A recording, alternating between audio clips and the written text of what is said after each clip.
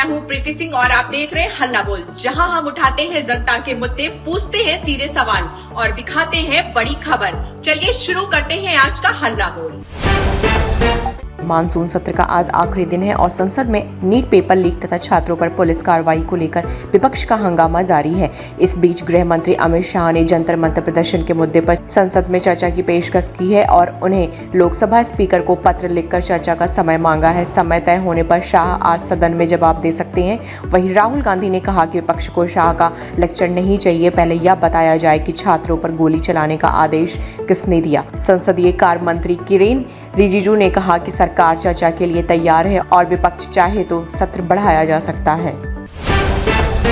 कावेरी जल विवाद को लेकर कर्नाटक में कन्नड़ संगठनों ने राज्यव्यापी बंद का आह्वान किया है। बंद के दौरान कोप्पल में प्रदर्शन कर रहे कई लोगों को पुलिस ने हिरासत में लिया है। वहीं बेंगलुरु समेत कई शहरों में सुरक्षा व्यवस्था कड़ी कर दी गई है। कर्नाटक ओक्कुटा के प्रदेश अध्यक्ष वटाल नागराज के नेतृत्व में कई कन्नड़ समर्थक संगठन प्रदर्शन कर रहे हैं। खास बात यह है कि बंद के बावजूद तमिलनाडु से सरकारी बसों का कर्नाटक में प्रवेश जारी है।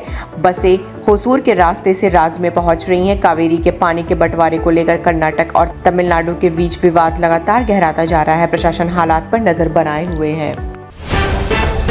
बेंगलुरु के सेंट्रल जेल में बंद हुई पूर्व सांसद प्रज्वल रेवन्ना के मोबाइल में फोन से करीब 90 पोर्न वीडियो मिलने का मामला सामने आया है। फोन मिलने के बाद सेंट्रल क्राइम ब्रांच ने नई एफआईआर दर्ज की है। जब्त मोबाइल की फोरेंसिक जांच जारी है और जांचकर्ता फोन में मौजूद वीडियो, तस्वीरों और दूसरे डिजिटल डेटा की पड़ताल कर रहे हैं। साथ ही यह पता लगाया जा रहा है कि यह सामग्री फोन में कैसे पहुंची और क्या इसका किसी आपराधिक मामले से संबंध है। जेल में बंद अंडर ट्रायल कैदी प्रताप राय को भी आरोपी बनाया गया है। प्रज्वल रेवन्ना पूर्व प्रधानमंत्री एचडी देवेगौड़ा के पोते हैं और रेप मामले में उम्र कैद की सजा काट रहे हैं। जस्टिस यशवंत वर्मा से जुड़े कैश कांड में संसद की जांच समिति ने उन पर लगे तीनों आरोपों को सही पाया है। यह मामला 2025 में उनके सरकारी आवास के स्टोर रूम में बड़ी मात्रा में नकदी मिलने से जुड़ा है। समिति की रिपोर्ट 12 अगस्त को संसद के दोनों सदनों में पेश की गई। रिपोर्ट के मुताबिक स्टोर रूम में 500 रुपए के नोटों की काफी मात्रा मिली थी। जांच समिति ने कहा कि जस्टिस वर्मा नकदी के स्रोत, मालिकाना हक या वहां मौजूद होने की संतोषजनक वजह नहीं बता सके। रिपोर्ट में सबूतों से छेड़छाड़ की बात भी कही गई। जस्टिस वर्मा इसी साल अप्रैल में हाई कोर्ट के जज पद से इस्तीफा दे चुके हैं। भारत अपनी रणनीतिक मिसाइल क्षमता को लगातार मजबूत कर रहा है और अग्नि 5 के अपग्रेडेड वर्जन अग्नि 5 MK2 को लेकर चर्चा तेज है। रिपोर्टों में दावा है कि इस मिसाइल में कई तकनीकी सुधार किए गए हैं और इसका वजन करीब 20% तक कम हुआ है। इन बदलावों से मिसाइल की क्षमता, गतिशीलता और संचालन से जुड़ी खूबियों में सुधार होने की बात कही जा रही है। भारत पहले ही अग्नि और ब्रह्मोस जैसी मिसाइल प्रणालियों के जरिए अपनी रक्षा ताकत बढ़ा चुका है। हालांकि चीन और पाकिस्तान के एयर डिफेंस सिस्टम पूरी तरह फैल जाएंगे जैसे दावों की स्वतंत्र पुष्टि जरूरी है। अग्नि 5 MK2 का विकास भारत की बढ़ती रणनीतिक और तकनीकी क्षमता को दिखाता है। पटियाला में पिटबुल डॉग के हमले का एक वीडियो सामने आया है जिसने लोगों की चिंता बढ़ा दी है। जानकारी के मुताबिक एक कपल मकान देखने के लिए पहुंचा था, तभी कुत्ते ने अचानक उन पर हमला कर दिया। हमले में महिला की बाजू, जांघ और कूल्हे पर गंभीर चोटें आने की बात सामने आई है। वहीं उसके पति की पीठ पर भी कुत्ते ने हमला किया। घटना का वीडियो सोशल मीडिया पर सामने आने के बाद पालतू कुत्तों की सुरक्षा और जिम्मेदारी को लेकर सवाल उठा रहे हैं। ऐसे मामलों में मालिकों की जिम्मेदारी अहम हो जाती है ताकि पालतू जानवरों के कारण किसी दूसरे व्यक्ति की जान या सुरक्षा खतरे में ना पड़े।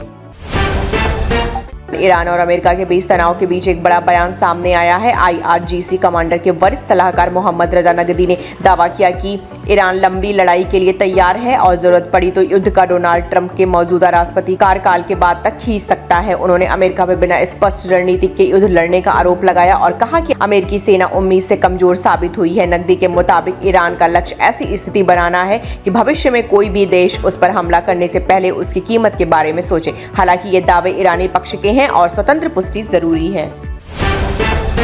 देश के कई हिस्सों में भारी बारिश और भूस्खलन ने हालत बिगाड़ दिए हैं। मुंबई के घाटकोपर में पहाड़ी का मलबा 3 मकानों पर गिरने से 7 लोगों की मौत हो गई है। वहीं हिमाचल प्रदेश में 313 सड़कें बंद और 30 जून से अब तक बारिश और मौसम से जुड़ी घटनाओं में 75 लोगों की जान जा चुकी है। उड़ीसा, जम्मू कश्मीर और राजस्थान में भी भारी बारिश का असर देखने को मिल रहा है। मौसम विभाग ने कई इलाकों में अलर्ट जारी किया है। 18 अगस्त तक बारिश का दौर जारी रहने का अनुमान है। ऐसे में पहाड़ी और संवेदनशील इलाकों में रहने वाले लोगों की सावधानी बरतने की सलाह दी गई है। श्रीलंका के खिलाफ टेस्ट सीरीज से पहले टीम इंडिया के स्पिन अटैक पर खास नजर है। पूर्व भारतीय क्रिकेटर मुरली कार्तिक ने युवा स्पिनर मानव सुथार को भविष्य के लिए बेहद अहम बताया है। कार्तिक के मुताबिक रविंद्र जडेजा अब करियर के आखिरी दौर में है। ऐसे में भारत को रेड बॉल क्रिकेट में अगली पीढ़ी तैयार करनी होगी। अफगानिस्तान के खिलाफ टेस्ट डेब्यू में 7 विकेट लेने वाले सुथार ने प्रभावित किया था। श्रीलंका दौरा उनके लिए बड़ा मौका है। 2 टेस्ट की यह सीरीज भारत के WTC अभियान के लिहाज से भी अहम है। कार्तिक का मानना है कि सुथार आने वाले समय में भारत के लिए मैच विनर साबित हो सकते हैं।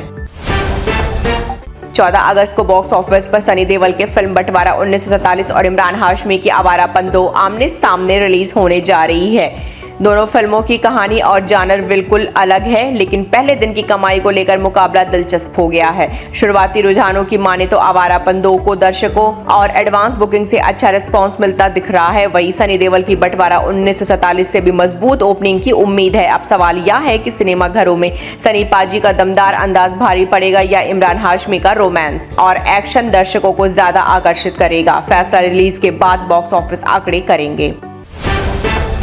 सवाल उठते रहेंगे, सच सामने आता रहेगा। इसी उम्मीद के साथ आज के हल्ला बोल से मुझे दीजिए अनुमति। नमस्कार।